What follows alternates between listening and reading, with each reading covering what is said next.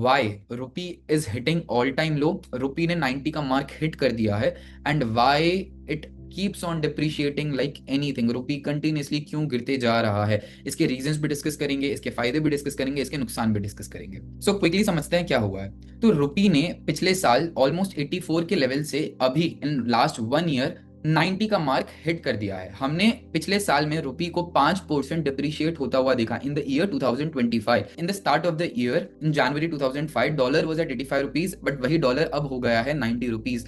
तो अब $1 खरीदने के लिए जो पहले मुझे सिर्फ 85 रुपीज देने पड़ रहे थे, अब उसी $1 को खरीदने के लिए मुझे 90 रुपए देने पड़ेंगे। एंड ये इतनी बड़ी प्रॉब्लम क्यों है? ये इतनी बड़ी प्रॉब्लम इसीलिए है बिकॉज आप जो भी चीज बाहर से खरीद रहे हो, जो भी चीज, आपको उसका पेमेंट करना होता है डॉलर में, और आपको अगर डॉलर में पेमेंट करना है तो आपको डॉलर खरीदना पड़ेगा। आप खुद तो बना नहीं सकते हो डॉलर, है ना? तो पहले $1 खरीदने के लिए आपको 85 रुपीज लगता था, बट वही डॉलर खरीदने के लिए अब आपको 90 रुपीज लग रहे हैं, राइट? तो this is going to cost you, ये आपका नुकसान है एक तरीके से, right? That is why this is such a big deal. इस चीज का पूरी इकोनॉमी पे हर तरीके से इंपैक्ट पड़ता है, एंड मैं अब आपके साथ शेयर करूंगा that why this is exactly happening, क्यों ऐसा रुपी के साथ हो रहा है।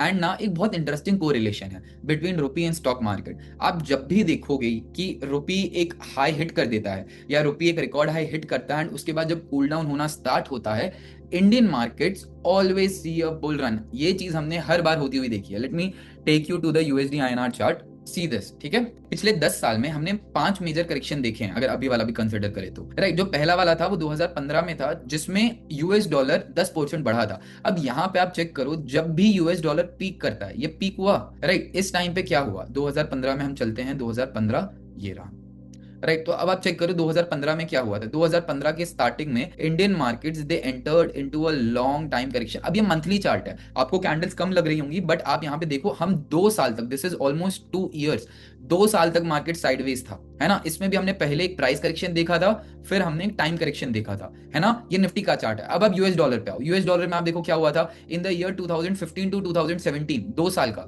मतलब 2015 से 2017 तक देखो, जो हमारा रुपी है उसने हिट कर दिया था फ्रॉम 61 का लेवल टू 67 का लेवल, है ना? ये 2 साल में, 2015 से लेके 2017, राइट? तो यहाँ पे हमने हमारी करेंसी को ऑलमोस्ट 10% डिप्रिशिएट होता हुआ देखा था, और हमारे मार्केट्स पूरे टाइम जब हमारी करेंसी डिप्रिशिएट हो रही थी, दे वर करेक्टिंग, राइट? अब दूसरी बार ये चीज कब हुई? दूसरी बार 2018 में देखो, रुपी हमारा फिर से डिप्रिशिएट हुआ। देखो ना आप, एक लाइन में 63 से जो हमारा रुपी है, it touch the 74 mark, and ये कुछ महीनों में हुआ, 2018 फेब से लेके अक्टूबर तक में, राइट? एंड इस टाइम पे हम देखते हैं हमारे मार्केट में क्या हुआ, तो ये 2018 की बात है। तो आप देखो इस पॉइंट से almost the whole time, right, इस पॉइंट से almost the whole time, this whole phase 2019 तक हमारे मार्केट्स यहाँ पे भी एक करेक्शन में थे, राइट? आप कंपेयर कर लो, राइट? उसके बाद ये कूल ऑफ हुआ, ये कूल ऑफ हुआ 2019 में, एंड 2019 में आपने फिर से एक रिकवरी देखी थी, राइट? जैसे ही हमारा रुपी कूल ऑफ हुआ था, वहां पे एक रिकवरी देखी थी, but then Covid hit us, and यहाँ पे हमने एक बहुत बड़ा फॉल देखा। अच्छा, इस फॉल के टाइम पे क्या हुआ था? During the Covid fall what did happen, let us see, 2020 में। तो ये है 2020 की बात। तो this is before the Covid, ये 2019 है, एंड ये 2020 की कैंडल है। This is also an 8% depreciation. जो हमारा रुपी है, इट वेंट फ्रॉम 71 टू 76 जब मार्केट में क्रैश चल रहा था। देखो मार्च में मार्केट क्रैश स्टार्ट हुआ था, एंड मार्च में ही रुपी ने फिर से पीक किया था, एंड देन फिर से रुपी कूल ऑफ हो गया, राइट? क्योंकि ये वाला करेक्शन जो था मार्केट में वो तो ज्यादा चला नहीं, है ना? मार्केट इंस्टेंटली रिकवर हुआ, तो वहां पे हमारा रुपी कूल ऑफ हो गया, एंड फिर आप देखो इधर फिर से करेक्शन, फिर से रुपी ने पीक करना स्टार्ट किया था। ये कब स्टार्ट हुआ? ये स्टार्ट हुआ जनवरी 2022। कम ईयर टू जनवरी 2022, जैसे ही यूएसडी आईएनआर ने अगली रैली स्टार्ट की, हमारे Indian markets they entered into another correction once again, right? तो ये चीज हमने बार बार होती हुई देखी है, टाइम एंड टाइम अगेन होती हुई देखी है। एंड अब की बात करते हैं, अब का जो रैली था वो कब स्टार्ट हुआ? ये स्टार्ट हुआ सितंबर अक्टूबर ऑफ 2024, है ना? And since here we are experiencing this correction, and rupee अब ऑलमोस्ट 90 के लेवल पे है। तो this has happened every single time, जब जब हमारा रुपी पीक किया है, our Indian markets have corrected for a long time. वो करेक्शन प्राइस करेक्शन भी हो सकता है, टाइम करेक्शन भी हो सकता है, दोनों का कॉम्बिनेशन भी हो सकता है, and this time we are seeing combination of two, price and time correction. हम समझेंगे पहले तो ऑफकोर्स ये सारी चीजें हो क्या रही हैं, एंड देन इनका क्या इम्पैक्ट हो सकता है इंडियन मार्केट पे। एंड एक चीज आप ऑलरेडी समझ गए होंगे, आई एम श्योर, कि जैसे ही हमारा रुपी कूल डाउन करेगा 90 से 85 84, 85 84 तो चलो काफी दूर है, 87 या 86 भी आता है, तो बहुत मेजर रिलीफ मिलेगा इंडियन मार्केट्स को। एंड यूजुअली हमने पिछले 4 या 5 बार हर करेक्शन का एंड ऐसे ही होता हुआ देखा। आप एंड भी तो देखो, देखो आपने हर करेक्शन को करेक्शन देखा, बट आपने देखा नहीं इस करेक्शन के बाद में क्या हुआ। Rupee fell in a straight line, check this out, एक लाइन में गिरा, या I should say rupee rose in a straight line, है ना, dollar fail in a straight line बोल सकते हैं हम इसको। सो यहाँ पे आप देखो dollar fail in a straight line, ये करेक्शन के बाद। फिर इस करेक्शन के बाद भी आप देखो डॉलर एक लाइन में नीचे गिरा, सॉरी, यहाँ पे भी डॉलर एक लाइन में नीचे गिरा। फिर आप देखो इस करेक्शन, ये वाले हाइक के बाद भी डॉलर एक लाइन में गिरा। फिर इसके बाद भी, इसके बाद स्टेबल हो गया, इसके बाद स्टेबल हो गया, डिड नॉट फॉल बट ये पूरी तरीके से स्टेबल हो गया। तो स्टेबल होना इज ऑल्सो गुड थिंग। मैं आपको यही बोलता हूँ कि जरूरी नहीं है वो गिरे, even if it is stable, वो या तो स्टेबल हो जाए तो भी काफी अच्छा होता है हमारे मार्केट्स के लिए। चलो सो डिस्कस करते हैं पहले तो ये क्यों हुआ एंड इसका क्या अल्टीमेट आउटकम होगा हमारे इंडियन मार्केट्स पे, ठीक है। So why is this happening? सबसे पहला या सबसे बड़ा फैक्टर जो आप सब ऑलरेडी जानते हो मेरे बिना बताए, इज यूएस रेसिप्रोकल टैरिफ। हमारे इंडियन मार्केट्स पे, इंडियन एक्सपोर्ट्स पे 50% का टैरिफ लगाया है यूएस ने। एंड वो इसीलिए लगाया है क्योंकि हम रशिया के साथ जबरदस्ती कोई ट्रेड डील करने की कोशिश कर रहे थे रशियन ऑयल इंपोर्ट करने के लिए, बट डोनाल्ड ट्रंप नहीं चाहता है। डोनाल्ड ट्रंप चाहता है इंडिया और यूएस का $500 बिलियन का ट्रेड रिलेशन बन जाए, जो अभी सिर्फ $90 बिलियन का है ना। इंडिया $824 बिलियन का एक्सपोर्ट इंडिया ने किया है इन द ईयर 2025। $824 बिलियन का हमने इस साल एक्सपोर्ट किया है। और इंपोर्ट कितना किया है? हमने इंपोर्ट किया है $915 बिलियन का। तो यहाँ पे आपको समझ में आएगा कि ऑलमोस्ट 90 समथिंग बिलियन का ट्रेड डेफिसिट है इंडिया का, है ना। हम $90 बिलियन का ज्यादा इंपोर्ट कर रहे हैं दिन दी एक्सपोर्ट्स, राइट। अब वो जो $90 बिलियन है उस पे भी इंपैक्ट नहीं आएगा। जो ये टैरिफ है ना, टैरिफ का इंपैक्ट ये 824 बिलियन है ना, इसमें से सिर्फ और सिर्फ 48 बिलियन पे आएगा, राइट। तो ये जो टैरिफ है उसका इंपैक्ट 824 बिलियन डॉलर्स में से सिर्फ 48 बिलियन डॉलर्स पे आएगा, जो सिर्फ और सिर्फ 5% है। जो एक बड़ा डर हमें लगा हुआ है दैट जो अभी यूएस टैरिफ की वजह से बहुत बड़ा इंपैक्ट आएगा इंडियन मार्केट्स पे एंड एक्सपोर्ट पूरी तरीके से बंद हो जाएंगे, बट इंडिया अपने टोटल एक्सपोर्ट का सिर्फ 10% करता है यूएस को, जिसमें से 5% पे इंपैक्ट आएगा। तो इतना बड़ा इंपैक्ट नहीं है, इतना कोई घबराने की बात नहीं है। बट प्रॉब्लम पता है क्या चीज है? आप देख लो ऑलमोस्ट 90 बिलियन का डेफिसिट है ना, तो वो पूरा डेफिसिट का पेमेंट यूएस डॉलर्स में होता है, तो वो प्रॉब्लम आएगा। मैंने आपको ये चीज ऑलरेडी स्टार्टिंग में बता दी कि जब भी हमें कोई पेमेंट करना है तो हमको उसके लिए यूएस डॉलर खरीदना पड़ेगा, जो पहले 85 में मिल जाता था अब मिलेगा 95 में, राइट। तो अब यही पेमेंट करने के लिए मुझे ज्यादा रुपया खर्चा करना पड़ेगा, which is a bad sign for me. Next FII outflow, हम ऑलरेडी जानते हैं FII have been on a selling spree, continuously बेचते जा रहे हैं। पिछले साल 3 लाख करोड़ की सेलिंग की थी, इस साल भी 3 लाख करोड़ की सेलिंग ऑलमोस्ट टच हो गई है। $18 billion in dollar terms, right. तो पिछले साल भी ऑलमोस्ट $18 बिलियन थी, इस साल भी $18 बिलियन का मार्क हिट कर दिया है। एंड पता है क्या होता है? देखो जब भी एफआईआई बेचते हैं इंडियन मार्केट्स में, वो क्या कर रहे हैं एसेंशियली, वो रुपी को डॉलर में कन्वर्ट कर रहे हैं, है ना। आप सोचो क्या कर रहे हैं। अब एफआईआई ने कोई स्टॉक खरीदा हुआ है, ठीक है, एफआईआई ने वो स्टॉक बेचा, रुपी आया उसके पास, पर अब वो रुपी को डॉलर में कन्वर्ट करेगा ना। एंड जब वो रुपी को डॉलर में कन्वर्ट करेगा तो किसकी डिमांड बढ़ेगी? डॉलर की डिमांड बढ़ेगी, है ना। एंड अब आप खुद सोचो, मैं आपको ये एग्जाम्पल से बताता हूँ, ठीक है। लेट्स से एफआईआई ने $1 मिलियन इन्वेस्ट किया जब रुपी 85 रुपीज पे था, ठीक है। एक साल पहले $1 मिलियन एफआईआई ने इन्वेस्ट किया। $1 मिलियन कितना होता है? 8.5 करोड़ रुपए होता है ना। आई एम श्योर आपको ये बेसिक चीज क्लियर है। तो एफआईआई ने एक साल पहले 8.5 करोड़ रुपए इंडियन मार्केट में इन्वेस्ट किया। लेट्स से उसने जो स्टॉक में इन्वेस्ट किया उसने अच्छा परफॉर्म किया, द स्टॉक डिड गुड, 10% ऊपर गया स्टॉक, एंड उसका जो 8.5 करोड़ है वो 9.3 करोड़ बन गया, है ना। 10% बढ़ा तो उसका इन्वेस्टमेंट भी 10% जो बढ़ गया। बट वहीं पे जब ये चीज हुई उसी टाइम पे क्या हुआ, जो रुपी है वो 85 से 90 पे गिर गया। अब उसको ट्रेड अपना क्लोज करना है, तो लेट से उसने 10% का प्रॉफिट बुक किया अपना वो वाले ट्रेड में। अब जब उसको अपना पैसा वापस लेके जाना है तो उसको फिर से यूएस डॉलर में कन्वर्ट करना पड़ेगा ना। तो वो जब कन्वर्ट करने जाएगा अब उसको भी तो 90 रुपीज देना पड़ेगा ना $1 के लिए। आप समझो ना, उसने इंडिया का स्टॉक खरीदा, उसने बेचा, उसका पैसा आया रुपया में, अब वो रुपए को वो कन्वर्ट करेगा डॉलर में।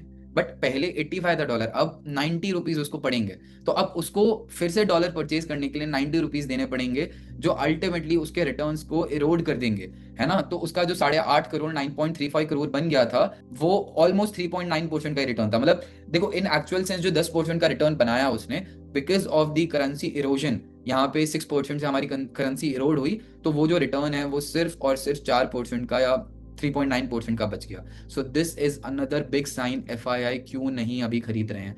अगर एफआई खरीदेंगे, आप खुद सोचो ना, एफआई खरीदते 85 रुपीज पे, एक साल तक वैसे ही निफ्टी ने रिटर्न नहीं दिया, 85 पे वो रुपए खरीद के इंडियन मार्केट में डालते और अभी उनको कन्वर्ट करना पड़ता, एक साल तक रिटर्न भी नहीं आया और अभी अपने पैसे को कन्वर्ट करने के लिए जो 85 में किया था अब 95 में वो फिर खरीदना पड़ेगा। तो this is a loss making सौदा ओनली ना, right? So that is why this also discourages investment. Number 3 is high gold import, जिसकी वजह से ये चीज हुई है। ये हेडलाइन आपने दिवाली के around I am sure newspaper touch भी किया होगा, तो आपको सबसे फर्स्ट पेज पे सबसे ऊपर लिखी हुई मिल गई होगी दैट गोल्ड का इम्पोर्ट इस साल ट्रिपल हो गया है और सिल्वर का 5 गुना हो गया है during the festive season, during the marriage season जो चल रहा है। Gold prices are soaring like anything, है ना? एंड वहां पे जब गोल्ड के प्राइसेस आप देख रहे हो ना, दोनों गोल्ड सिल्वर सोना चांदी दोनों ने 1 लाख का मार्क क्रॉस कर दिया and they are flying like anything. ऐसे टाइम पे Indians have imported gold like anything. पिछले साल जो हमने 4.92 बिलियन का इंपोर्ट किया था इन अक्टूबर 2024, इस साल वो चीज ट्रिपल हो गई है, हमने 14.7 बिलियन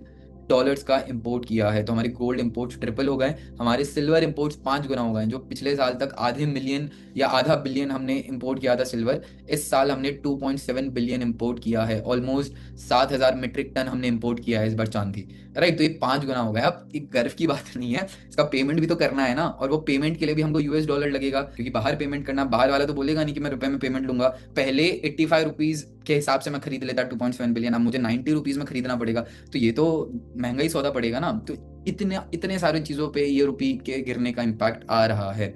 इसके बाद ट्रेड इम्बैलेंस। अब मैंने आपको ऑलरेडी बताया दैट हमारा जो ट्रेड डेफिसिट है वो 41 बिलियन डॉलर का है, जो पिछले साल 36 बिलियन डॉलर का हुआ करता था। सो ट्रेड डेफिसिट होता है एक्सपोर्ट्स माइनस इंपोर्ट, मतलब अगर आपने इंपोर्ट ज्यादा किया है तो आप डेफिसिट में होंगे, अगर आपने एक्सपोर्ट ज्यादा किया है तो आप सरप्लस में होंगे, करेक्ट? इन द ईयर 2024 हमने ऑलमोस्ट 69 बिलियन डॉलर का इंपोर्ट किया था एंड 32 बिलियन डॉलर का एक्सपोर्ट किया था, राइट? तो हमारा जो ट्रेड डेफिसिट था वो 37 बिलियन डॉलर का था। ये मंथली है, ईयरली नहीं है। एंड 2025 में, ये अक्टूबर का डेटा होगा, हमने 76 बिलियन डॉलर का इंपोर्ट किया है और सिर्फ 34 बिलियन डॉलर का एक्सपोर्ट किया है, विच इज वाई जो हमारा ट्रेड डेफिसिट है 37 बिलियन से 41 बिलियन डॉलर पे आ गया है। एंड यही चीज मैं आपको स्टार्टिंग में बोल रहा था, it is good thing that Indian government पूरी कोशिश कर रही है कि चाइना पे डिपेंडेंसी हटा सके। वियतनाम जैसे, अभी अमेरिका और ये सारी countries they are highly dependent on countries like China, Vietnam, Taiwan, ये सब पे बहुत ज्यादा डिपेंडेंट है। तो कहीं ना कहीं गवर्नमेंट का बहुत ज्यादा पुश था दैट इन कंट्रीज पे डिपेंडेंसी कम कर सके, और कहीं ना कहीं जो China+1 हम भी कर रहे हैं और पूरी दुनिया भी जो कर रही है China+1, उस चीज का जो रोटेशन है, उस चीज का बेनिफिशियरी इंडिया बन जाए। बट क्या वो चीज होती हुई दिख रही है? Not really, because exports number are not improving. हमारे इंपोर्ट्स तो बढ़ते जा रहे हैं बट एक्सपोर्ट नहीं इंप्रूव हो रहे हैं, है ना? एक और चीज यहाँ पे शायद मैंने नहीं लिखी, इम्पैक्ट आ गया। एंड देखो मैं आपको एक और चीज बता देता हूँ कि क्रूड ऑयल का भी, अगर देखो क्रूड ऑयल का भी प्राइस बढ़ रहा है या क्रूड ऑयल स्टेबल भी है, बट बिकॉज हमारा अगर रुपी वीक होता जा रहा है तो हमको क्रूड ऑयल का पेमेंट भी तो डॉलर में ही करना है ना। अभी आप ये चीज समझो, देखो RBI approach changed from stabilised to crawl like arrangement, ये एक हेडलाइन होगी जो आप हर जगह रीड करोगे। अभी जब अनाउंसमेंट हुई थी ना कि इंटरेस्ट रेट कट हुए हैं 0.25% से, तब हर जगह ये क्रॉल लाइक मैकेनिज्म लिखा हुआ था। एंड मुझे भी क्रॉल लाइक अरेंजमेंट क्या होता है नहीं पता था, तो मैंने सर्च किया या ढूंढा कि क्या होता है, and it is very interesting. मैं आपके साथ भी शेयर करता हूँ। तो देखो क्या होता है ना, हर करेंसी का जो एक्सचेंज रेट होता है वो कहीं ना कहीं फ्लोटिंग होता है, बट उसमें ना गवर्नमेंट का इंटरवेंशन भी होता है। मतलब कहीं ना कहीं मार्केट फोर्सेस ही डिसाइड करते हैं कि रुपी 90 पे ट्रेड करेगा या 95 पे करेगा, बट कहीं ना कहीं गवर्नमेंट उसमें इंटरवेन कर सकती है। अब गवर्नमेंट कैसे इंटरवेन करती है? मैंने आपको बताया था गवर्नमेंट के पास होते हैं फॉरेक्स रिजर्व्स, है ना? तो गवर्नमेंट ये फॉरेक्स रिजर्व बेच के वहां पे इंटरवेंशन कर सकती है जब गवर्नमेंट इंटरवेन नहीं करती है। तो उस चीज को हम बोलते हैं क्रॉल लाइक अरेंजमेंट। इसका मतलब है दैट अब आरबीआई या government is not going to do anything to manipulate या artificially manage the currency exchange rate. अगर वो 90 पे है तो भी ठीक है, 86 पे है तो भी ठीक है, 92 पे है तो भी ठीक है। यूजुअली ना आरबीआई इसके अराउंड 2 रुपए का बैरियर लगा के चलती है, 2 रुपए ऊपर 2 रुपए नीचे। बट अभी संजय मल्होत्रा जो हमारे गवर्नर हैं आरबीआई के, ये said clearly that we are या RBI is not interested in doing that. हम क्रॉल लाइक अरेंजमेंट की तरफ मूव हो चुके हैं, मतलब अब हम अपनी करेंसी को आर्टिफिशियली मैनिपुलेट या मैनेज नहीं करेंगे, and we let the market forces decide what it's supposed to do, right? So this is what the stance of RBI is right now. तो वो कुछ नहीं करने वाली है, एंड वो मार्केट फोर्सेस का इंतजार करेगी कि वो थोड़ा सा इसको करेक्ट कर दें या बेटर लेवल्स पे ले जाए, राइट? चलो, तो इसी से अब ये सब तो थे रीजंस जिसकी वजह से हो रहा है। अब हम डिस्कस करते हैं इसका इम्पैक्ट क्या होगा। हम एडवांटेज डिसएडवांटेज दोनों डिस्कस करते हैं। पहले हम एडवांटेज डिस्कस करते हैं, ठीक है, क्योंकि कम ही एडवांटेज होते हैं। अब हमारा रुपी का वीक होना, एडवांटेज तो कम ही है, बट स्टिल कुछ चीजों में हमारा फायदा है। जैसे number 1, exports will be cheaper and attractive plus margin improvement. अब जो भी कंट्री या जो भी कंपनीज बाहर एक्सपोर्ट करती हैं, सब वो सर्विसेज भी हो सकती हैं, जो भी एक्सपोर्ट कर रहा है उसके जो एक्सपोर्ट्स हैं वो सस्ते हो जाएंगे और मार्जिन भी इंप्रूव हो जाएगा। मार्जिन कैसे इंप्रूव हो जाएगा? पहले उसको $1 मिलता था, ठीक है, लेट से ये ट्राईपॉड का $1 मिलता था, अब भी $1 ही मिल रहा है, पर पहले $1.85 का था, अब $1 हो चुका है 90 का, तो मेरे तो मार्जिन इंप्रूव हो गए ना, right. So that is margin improvement. और एक्सपोर्ट अगर मैं बाहर भेज रहा हूँ, ये बाहर भेज रहा हूँ, मुझे इसका $1 मिलेगा, तो मेरा फायदा है if I am exporting. Next, make in India competitive, making India competitive to China and Vietnam. जैसे कि मैंने आपको बोला, अब क्या है ना, अब आप सोचो हमारा रुपी वीक हो चुका है, तो अब हमें प्रोड्यूस करने के लिए तो उतना ही लगेगा, राइट। जैसे मैं मानता हूं मुझे ये ट्राईपॉड बनाने में अभी भी ₹50 ही लगते हैं, राइट। मैं इसको लेट से 90 रुपीज में बेचता हूँ, ठीक है। एक साल पहले 85 में बेचता था, अब 90 में बेचता हूँ, ठीक है। अब रुपी वीक हो गया है, तो वहां पे अगर कोई फॉरेनर है, तो पहले वो अगर $1 देता तो उसको 85 रुपीज का ही सामान मिलता, अब उसको ₹90 का सामान मिलेगा। तो मतलब अब जैसे मैं ये ₹50 में बनाता हूँ, मैं ₹90 में बेचता हूँ। पिछले साल अगर FII $1 देके ये नहीं खरीद पाता, तो अब वो ये $1 देके खरीद पाएगा, समझे।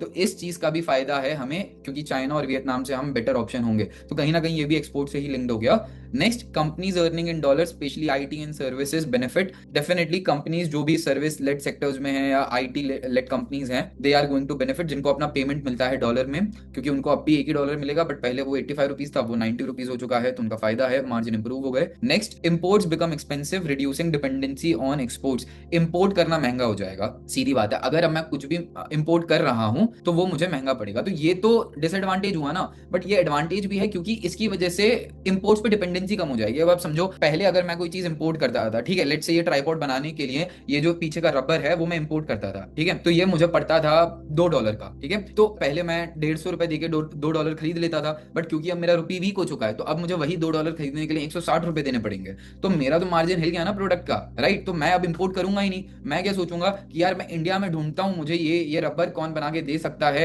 मेरे बजट में, राइट। तो कहीं ना कहीं इंपोर्ट पे डिपेंडेंसी कम हो जाएगी। जो चीज पहले हम इंपोर्ट करते थे, अब वो क्योंकि यार करेंसी कमजोर हो गई है, तो वो चीज इंपोर्ट करनी और महंगी पड़ेगी, तो people will start looking for domestic options कि यार मुझे डोमेस्टिकली ये कहां सस्ता मिल सकता है, तो ये कहीं ना कहीं एक एडवांटेज भी है। Next, remittance become cheaper.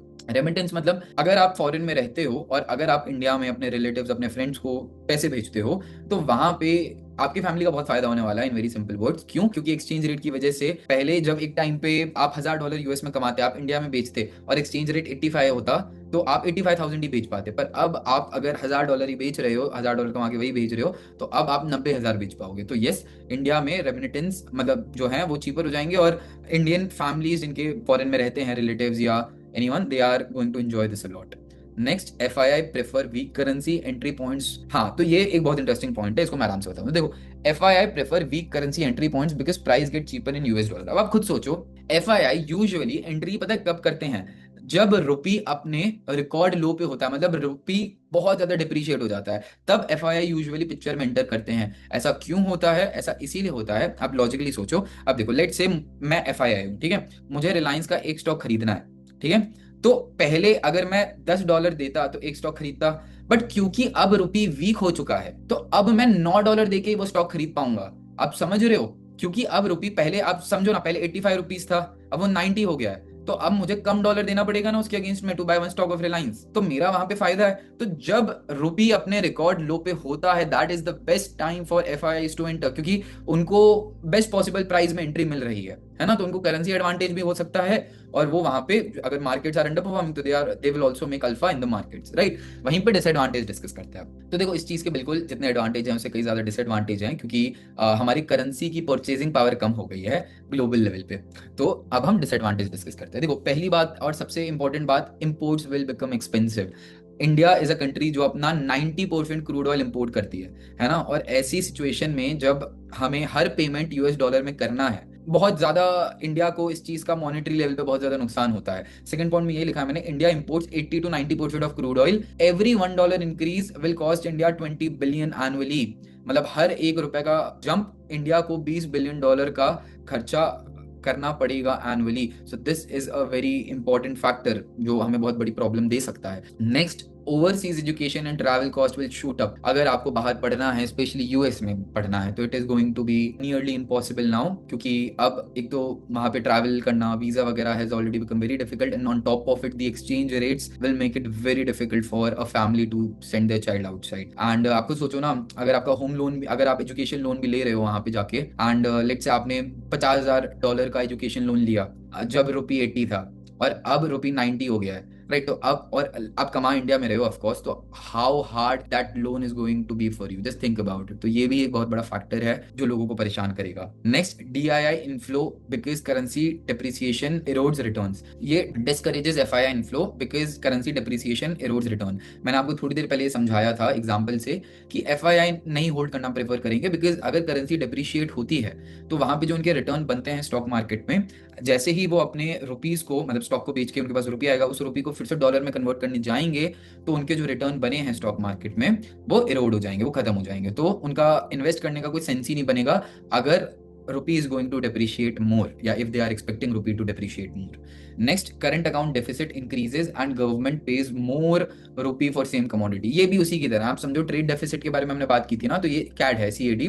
Deficit में क्या होता है ना, जब भी हमें डेफिसिट पे करना होता है, तो डेफिसिट तभी होता है जब आपका इंपोर्ट ज्यादा है एक्सपोर्ट से। मतलब इंपोर्ट आप कर रहे हो तो आपको डॉलर में पेमेंट बाहर करना पड़ रहा है, सीधी बात है ना, मुझे डॉलर में पेमेंट बाहर करना पड़ रहा है। तो अब अगर मेरी करेंसी वीक हो जाएगी तो मुझे अपना और पैसा खर्च करना पड़ेगा उतने ही डॉलर पेमेंट के लिए, तो मेरे लिए तो ये लॉस ही है। तो करंट अकाउंट डेफिसिट इंक्रीज होना भी गवर्नमेंट के लिए बहुत बड़ा लॉस है ऑन बजट लेवल।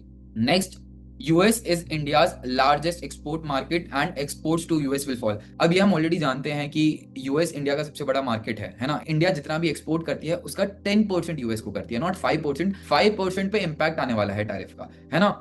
हमने इम्पैक्ट ऑलरेडी देख लिया है। जो एक्सपोर्ट्स हैं इंडिया से यूएस के, they are already down by 8.5% in October. पिछले साल के कंपैरिजन में ऑलरेडी 1% डाउन है हमारे एक्सपोर्ट्स।